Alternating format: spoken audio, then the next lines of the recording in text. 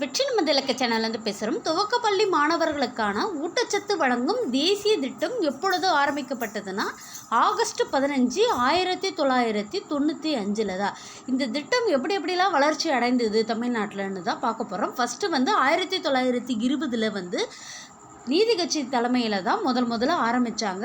எந்த இடத்துலன்னு கேட்டிங்கன்னா சென்னை ஆயிரம்விளக்கு பகுதியில் தான். அடுத்ததாக 1956 மத்திய உணவு திட்டமாக காமராசர் அவர்களால் எட்டயபுரம் பகுதிகளில் தான் தொடங்கப்பட்டது. இந்த திட்டம் இன்னும் மேம்படுத்தி 1982 சத்துணவு திட்டமாக எம்ஜிஆர் அவர்களால் தமிழ்நாடு ஃபுல்லாகவே செயல்படுத்தினாங்க.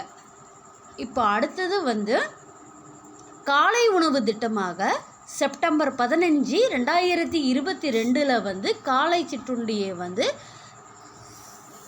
ஸ்டாலின் அவர்களால் ஆரம்பிக்கப்பட்டது.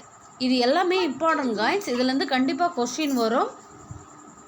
இப்போ உங்களுக்கான கேள்வி, இதே செப்டம்பர் 15, 2023 ஒரு திட்டம் தமிழ்நாட்டில் போட்டிருப்பாங்க. அது என்ன திட்டம் சொல்லிட்டு கமெண்ட் பண்ணுங்கள். நம்ம சேனலை சப்ஸ்கிரைப் பண்ணி வச்சுங்க. தொடர்ந்து வீடியோ போடுறோம். இது எக்ஸாமுக்கு எல்லாமே யூஸ்ஃபுல்லாக இருக்கும். Thank you guys.